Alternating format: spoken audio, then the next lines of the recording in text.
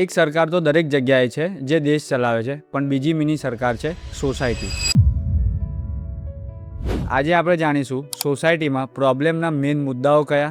જો તમે resale property purchase કરો છો તો સોસાયટી તરફથી તમને કયા ડોક્યુમેન્ટ્સ મળવા જોઈએ, તેની જ સાથે સોસાયટીમાં લેવાતા મેન્ટેનન્સમાં કઈ કઈ વસ્તુ સામેલ થાય છે અને કઈ કઈ વસ્તુ સામેલ નથી થતી. એટલું જ નહીં, જો તમારા ત્યાં કમ્યુનિટી હોય તો એ કમિટીમાં તમારે કયા કયા લોકોની જરૂર પડે છે. અને લાસ્ટમાં તમને જણાવીશું કે વડોદરામાં જો તમે પરફેક્ટ સોસાયટી ફાઇન્ડ કરી રહ્યા હોય તો તેના માટે શું શું હોવું આવશ્યક છે. જો આપણે સામાન્ય મુદ્દાઓની વાત કરીએ તો તેમાં પાર્કિંગના ઝઘડા, પાણીને લઈને સમસ્યાઓ, પેટ્સ માટેના નિયમો, ગેસ્ટ પાર્કિંગ અને તેની સાથે નોઇઝ ફરિયાદ જેવી વસ્તુઓ સામેલ થાય છે. હવે આપણે વાત કરીએ કે એવા કયા બે ડોક્યુમેન્ટ્સ છે જે તમારે સોસાયટી પાસેથી લેવા જોઈએ.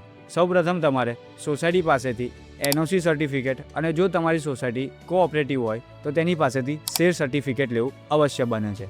સોસાયટી જ્યારે મેન્ટેનન્સ લે છે ત્યારે તે મેન્ટેનન્સ તમારું વોચમેનની સેલેરી, લિફ્ટ માટેની ફેસિલિટી, સ્ટ્રીટ લાઇટ્સ, મેદાન કે પછી એમ્યુનિટીઝની સફાઈ અને તેની સાથે વોટર ટ્રીટમેન્ટ પ્લાન્ટ સાફ કરવા માટે યુઝ થાય છે.